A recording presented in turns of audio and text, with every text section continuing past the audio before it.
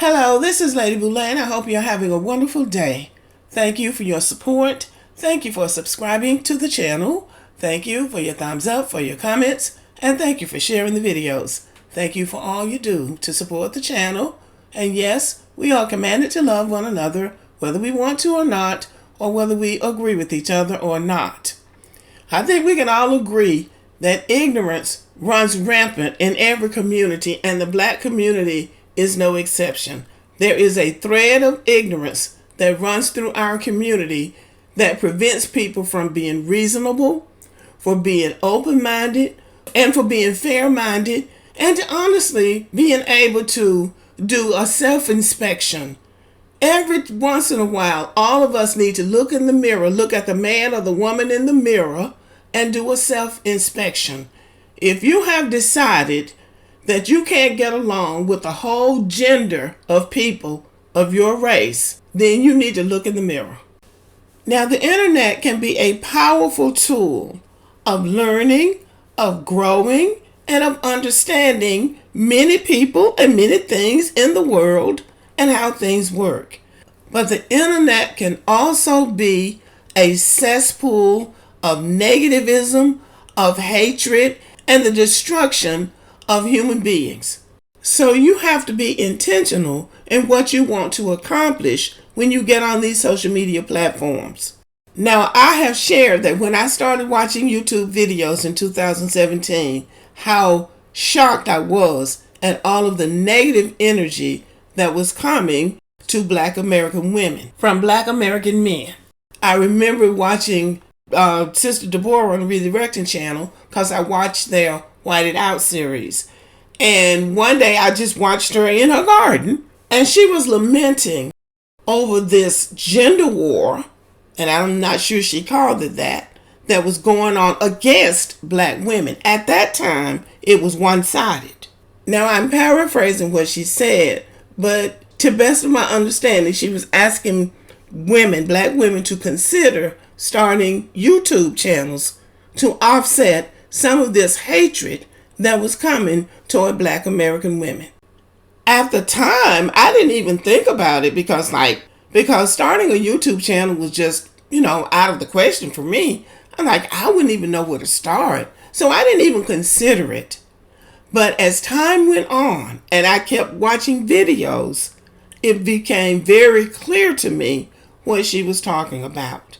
So when I started my channel, I said, I'm just going to do positive things. I'm just going to talk about the positive things about Black American history and culture. My earlier videos were just about Black American history and culture.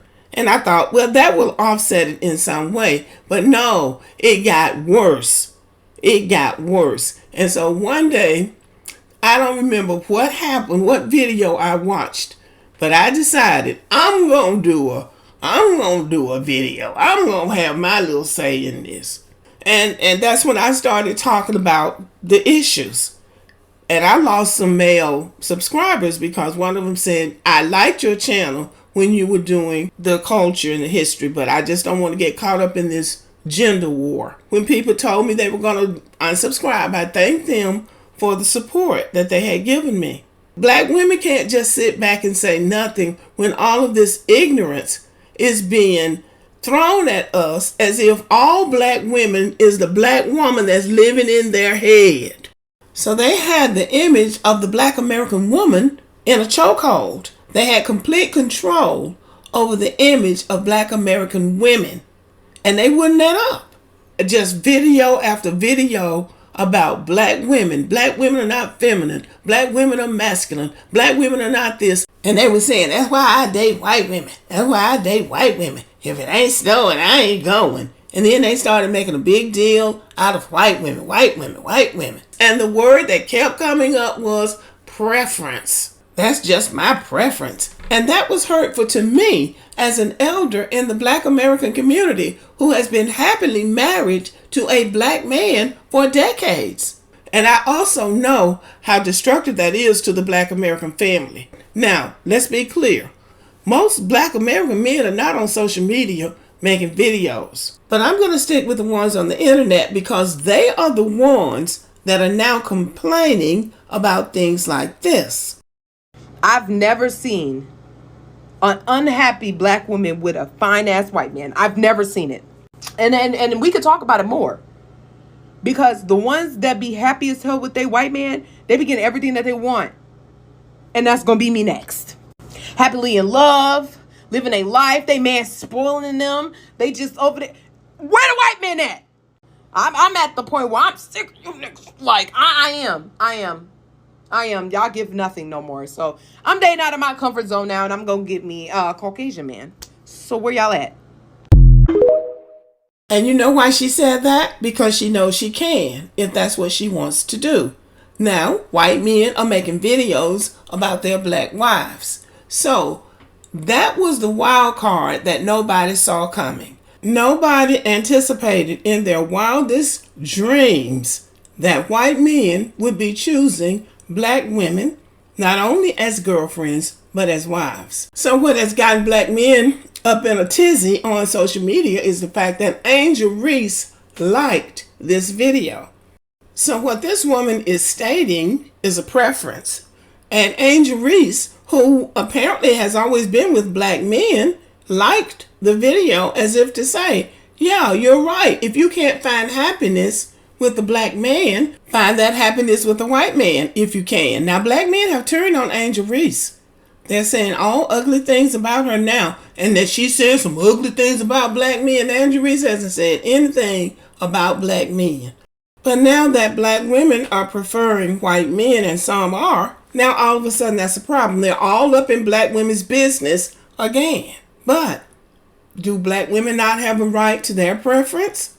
Kamala Harris, who is married to a white man, is a topic of discussion as well. Because now she's not black. Well, this is what her daddy looks like.